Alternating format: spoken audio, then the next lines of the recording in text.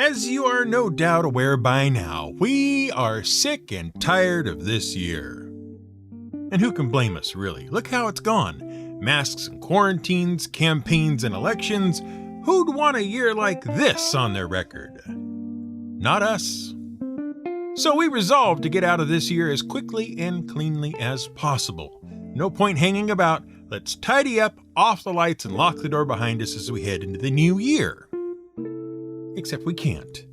As we discussed in the introduction to last week's Lost episode, we've got too many words laying around to even think about getting close enough to the light switch to operate it, let alone get the door fully closed. There's just no way. We've got to clear some of them out so we can get out of this year alive. Now, before you call the grammar police to arrest us for running down to WordMart and buying up all the essential words in this time of need, let us just say we came by these piles of words honestly. Sure, we've gathered some from our own research and reading, but the vast majority come from listener suggestions, some inspired by episodes heard, and some that just popped off the top of their collective head. All of them interesting, intriguing, and fun. And of course, the only way to get rid of them is to use them up. And the only way to use up all these surplus words is to get them into episodes. But the only episodes these words are fit for so far are lost episodes, thanks to a quirk of the way we do business around here. See, some words have to mature before they get an episode of their own, and unfortunately, many of the words we have laying around are still in their difficult adolescent phase. Be that as it may, we still need to get them out. But there were so many of them that just one lost episode wasn't sufficient. Which brings us to our present situation. When one won't do, we have to do two. So this is the second volume of the 15th Lost episode. And in this episode, unlike the previous one, all the words featured here are ones submitted by our listeners. So, without further ado, sit back, relax, and enjoy Lost episode 15B. This is GM Word of the Week, and I'm Fiddleback. Our first stop on the way to word freedom and a successful escape from the year comes to us from so far back in the brackish mists of early 2020 that we've forgotten what the occasion was that inspired it. It's the curious and tragic tale of a man named Jacques Labadie and the Empire of the Sahara. Jacques was born one of 4 children to the so-called Sugar King of France, Jules Labadie, and his wife Emisie, who founded a charity for the working poor. Jacques was the oldest brother, and so perhaps the most was expected of him. The family made several million francs in the sugar refining business and owned a few significant properties in and around Paris. When Jules passed away, a hefty percentage, some estimate it to be over 200 million francs, passed on to Jacques. Now you or I, faced with this sort of inherited windfall, might do one of two things. Either sock it away in some interest-bearing investment account and live off the proceeds for the rest of our days, or, if you are particularly wealthy already, throw it on the pile and forget about it. Not so Jacques Labadie. According to one source, by the late 1890s, Labadie had involved himself in breeding horses, which is upper crust society code for he had a lot of money he didn't know what to do with and so resolved to throw it away as quickly as possible. But it takes a special kind of person to do what he did next, though. And that would be the kind of person who either suddenly owes a lot of money to a lot of people, or who owes the government a lot of money. In June of 1903, Jacques packs everything up and goes off to make his own kingdom, thank you very much. You can't make me pay taxes to you if I'm my own sovereign, and once I have my kingdom I'll have my own army, so I'd like to see you collect what I owe then. Nah, nah, nah. That's a bit of speculation on our part, but not as big a stretch as you might think. Throughout history, lots of people who went off to start their own countries did so because they were in financial trouble back home. So Jacques makes a few changes to his personal yacht, which involve adding guns and cannon, hires a dozen sailors for his ship along with 2 more ships and crew, pays a ridiculous amount for 400 or so soldiers for hire, and sets sail for his own kingdom. And just where did he think his kingdom should be? Well, somewhere in the Sahara Desert. To be specific, he set sail from Paris and in fairly short order landed on the coast of Morocco, which, if you pay attention to who owned what, belonged to the Spanish. It's a narrow strip of land called Cape Juby, and when he arrives, he sets up what amounts to a big circus tent, sticks a throne inside, and lets the French authorities know he is to be addressed as Jacques I, Najin al-Din, Emperor of the Sahara, Commander of the Faithful, King of Tarfia, Duke of Arluf, and Prince of Chalhuin. None of which anyone has ever heard of before.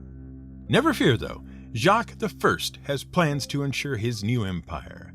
Among the first of which was to send his hired troops straight out into the desert to conquer the city of, and we're really not sure how to pronounce this since the place was entirely made up by Jacques, Troja. He doesn't go with him, of course. He's too busy trying to work out how to breed Chaval. You know, that horse-camel hybrid everyone talks about and which is so handy for desert travel. Needless to say, the ragtag army straggles back into camp a few days later with the entirely unexpected news that they can't possibly capture Troja because, as we mentioned, it doesn't actually exist. Which is probably fine because a short time later the Spanish and the French have had just about enough of the little man in the desert trying to take things over and stirring up problems between them. Mainly because each of them already have disputed claims to the area and Jacques' presence isn't helping any.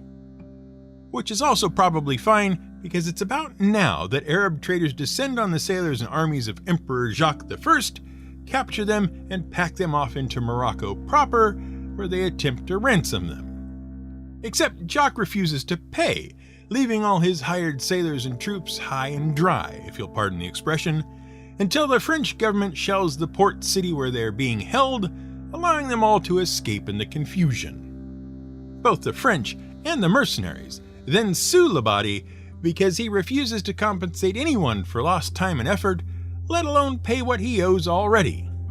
In fact, the French sue him so hard that the penalty is Labadie's conscription to military service in the French army, of which he is having none of, so he takes off for The Hague to plead his case. Just 4 months after starting the whole venture, Jacques is ensconced in a hotel in London, still claiming to be the emperor of the totally real Kingdom of the Sahara, just, holding his court in the Savoy Hotel. Oh, and he's picked up an empress somewhere along the way as well, which is nice. Sadly, it isn't nice. By now, it would be fair to suggest that somewhere in among all this activity, Jacques had lost an entire bag of very important marbles. His wife, actress Marguerite Augustine de Lier, ruled with him in the Savoy for several years and bore him a daughter, after which the whole family disappeared for a time. A few years later, they turn up in residence at what used to be the French ambassador's home in New York, where he was said to have regularly marched down the streets of New York followed by stenographers and boys packing typewriters for reasons which are entirely obscure to anyone with enough tacos to make a combination plate. Just for good measure, he would frequently stage cavalry charges at all hours of the day and night across Hempstead Plains, at which he used mounted Western Union messenger boys as his troops. The general public was swiftly running out of patience with Jacques. Life at home was no better. He had grown to dislike his wife, supposedly because she had given him no male heir to inherit his vast empire of sand. He was frequently violent when he was at home, though he was at home very little. It was reported that he took an axe to the furniture on one occasion, and on another had entirely ripped out the home's furnace as some sort of punishment. It all came to a head one night in January 1919 when, after having got it into his head that his daughter would provide him the heir he wanted, his wife shot him dead on the stairs to their daughter's bedroom. Marguerite was not convicted, and the story of the Empire of the Sahara ends here. We turn now to the English gardens of the 16 and 1700s. Why, you may ask? Well, because a listener suggested to us that we might get some mileage out of the word ha-ha. And that naturally sent us down a long rabbit hole regarding the history of English gardens and a backdoor tie-in to Jacques Labadie, which we're sure you will work out by the end of this episode. Plus, we managed to get 3 suggested words covered all at once. See, the English garden was a novel idea at the time that went something like this. We used to have a bunch of peasants around the place living in villages and being villeins, about which see our episode on peasants. But now they've mostly all gone away thanks to the more or less end of serfdom. Now all we have are vast muddy stretches of farmland being grazed by far more profitable sheep and the like outside the fancy front doors of our manors and castles. Whatever are we to do? Well, along about the 16th and 17th century, the thing to do was to decorate the place up a bit and try to replant these former living areas with grasses, trees, and flowers so that you at least had something besides mud and sheep to look at. And that, more or less, was the birth of the formal English garden. The formal garden is a geometric arrangement of paths and vegetation that present a very rigid appearance to the observer. Everything is straight lines and square flower beds over which the lord of the manor could gaze at his holdings. And you've probably seen more than a few in period dramas and actual still existing English estates. There's usually some sort of water feature, and the whole thing is based on the idea of symmetry and order, which suited the people of the Renaissance just fine as they were coming out of the disorder of the medieval period and looking for something solid to grab onto. It did mean the sheep had to move out further afield, as it were, but that was fine because no one of any importance at all actually liked to look at sheep all that much anyway. Then, about the middle of the 18th century, people suddenly got tired of the formal garden and started getting rid of them. After all, it took a huge amount of money and time to maintain them, not to mention the number of staff one had to keep on hand just to trim the shrubbery. Not only that, but the feeling of the time was that these gardens didn't actually reflect much of the natural world around them. And since the 18th century was all about a renewed interest in nature and all it had to offer, formal gardens stuck out like sore thumbs as some of the most unnatural things around. Far better, then, was the new style of natural garden. Part of the reason natural gardens really took off was because they looked very much like the classical and Renaissance landscape paintings, which were also suddenly very popular again. These paintings showed rolling green hills and naturally occurring wildflowers and stands of established mature trees, and they were gorgeous. Why not get some of those in to brighten the place up instead of all these close-trimmed hedges and hard rock pathways to nowhere? So a revolution began in the gardening world. Out went the old formal gardens and in came the new natural gardens, and everyone was happy. Well, everyone except anyone who happened to own some sheep, which, as we pointed out elsewhere, was practically everyone who used to have ungrateful and expensive-to-keep serfs. Sheep were much more lucrative and less expensive creatures to keep, and they hardly ever revolted. And with a formal garden, you could easily have any number of sheep, all kept at bay with as many fences and gates as you liked, tucked out of sight on the other side of the garden. But many converts to the natural garden style were surprised to learn that nature grows very few fence or gate-like plants, almost none in fact. So the problem was, how do we keep the sheep from cozying right up to the manor again and ruining our breakfasts with their very basic sheepness? We don't want fences and gates because not only do they not occur in nature, but they also spoil this lovely painting-like view we spent so much money and time having put in. What are we to do? Well, let's build a wall, said someone. At which point everyone went through the same arguments again. Walls aren't natural either, you dolt, and they still spoil our view. What were you thinking? What I was thinking, your lordship, was that you have a lot of rolling hills all over the joint now thanks to your insistence that the place look as much like a painting as possible, and I, your lowly and insignificant gardener, could probably use that to hide the walls from view and keep the sheep out in a way you'd never notice from inside your lovely little manor here. And so that's what the gardener did. Essentially, you just cut a hill in half down the middle and toss out all the dirt on the side that faces away from whatever direction you'll be viewing it from. Throw up a brick wall against the now vertical side of the hill, and you have a method by which to prevent sheep from getting on the beautiful lawns and rolling hillsides the house sees. As an added bonus, there are even more picturesque rolling hills to enjoy viewing now. And as far as the gardener is concerned, he gets a lovely little laugh every time someone strolling the lawns fails to spot the well-hidden drop-off on the other side of a hill and falls down about 6 foot of brick wall. Ha ha! Which is what they're called. But that's not all there is to know about English gardens, because English gardens, formal or natural, were all about how things looked to the outside world as well as the inside.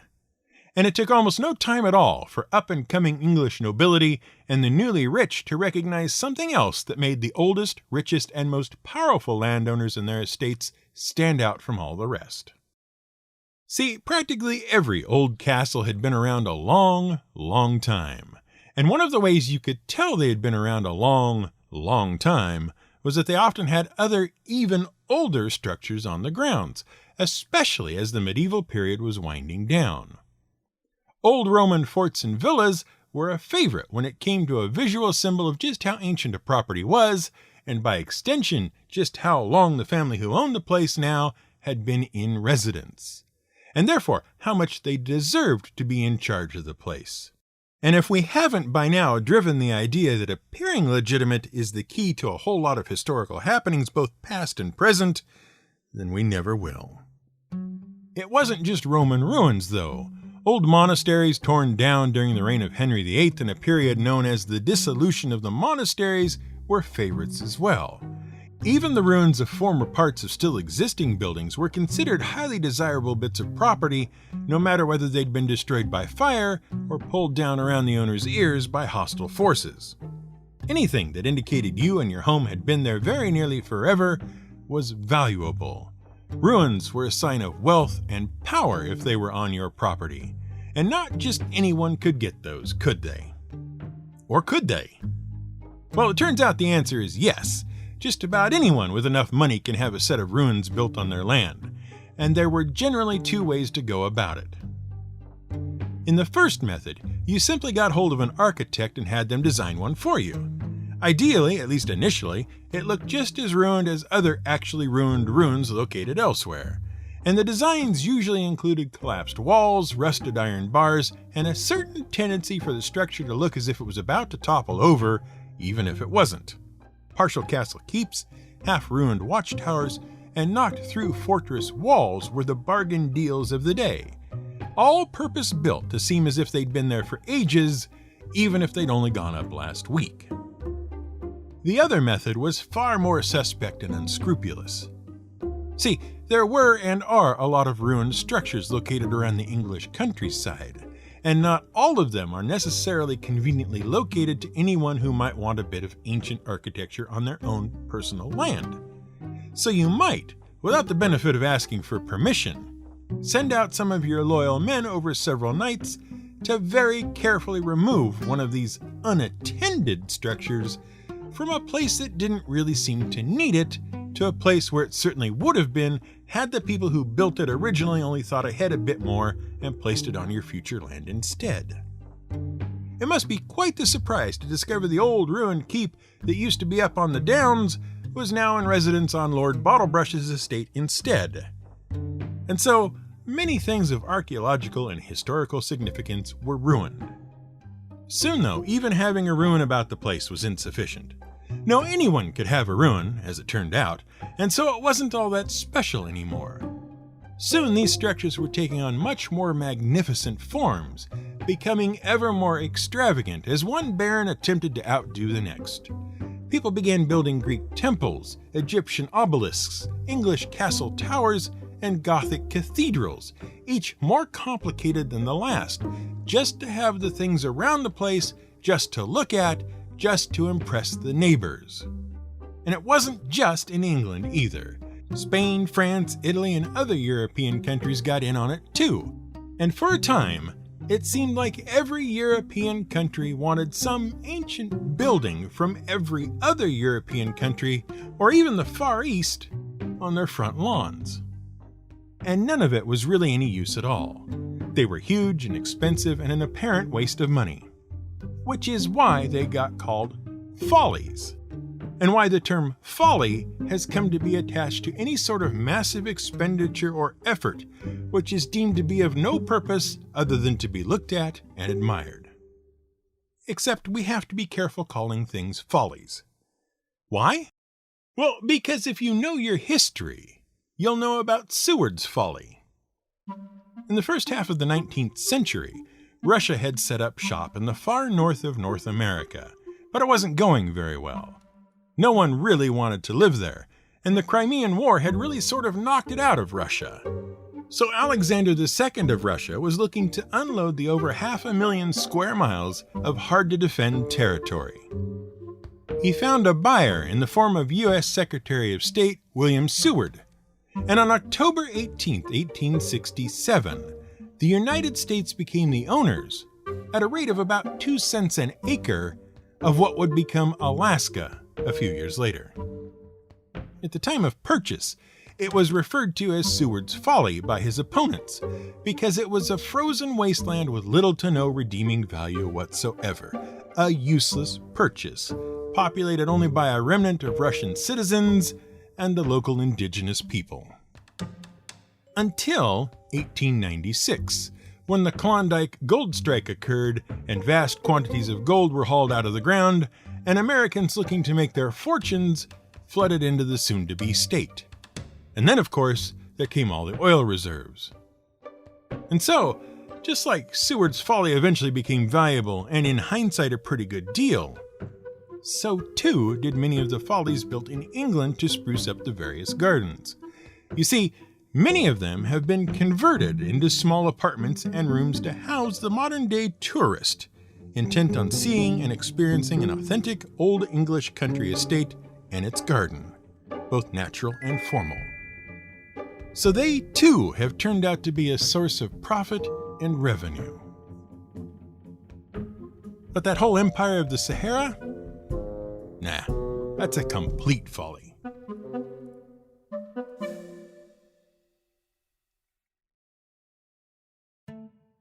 Thanks for listening to this episode of GM Word of the Week. We hope you enjoyed hearing our 2-part Lost episode. The end of the year is fast approaching, and we have quite the treat in store for you for the final 2 weeks. As we've mentioned before, we are supported entirely by contributions from our listeners. In exchange for the support on Patreon, we provide ad-free episodes to everyone, among other things. And one of those other things is a bonus episode every month for our $10 supporters. It's a short, extra bit of info related to one of our previous month's shows that makes for a bit of fun, and they usually run for about 8 to 10 minutes. Unless, of course, you package them up into 2 hour-long bonus episodes at the end of the year, which is exactly what we've done. That's right, 2 hours of bonus GM Word of the Week content over the course of the next 2 weeks to end the year. If you've ever wished for longer episodes, these are them. And it's quite the variety, too. Not your standard fare, but very much in keeping with the show overall. All that remains is for us to encourage you to become a supporter, too. It's been a crazy year, but we've managed to keep the episodes coming thanks to the support of our listeners.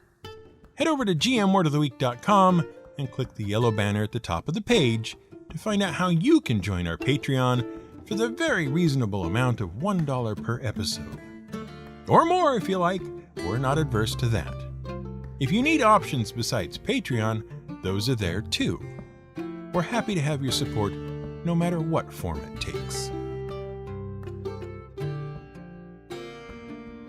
This episode was researched, written, and produced by Brian, is this year over yet? Casey. Music was provided by Blue Dot Sessions. If you have a garden and a library, you have everything you need.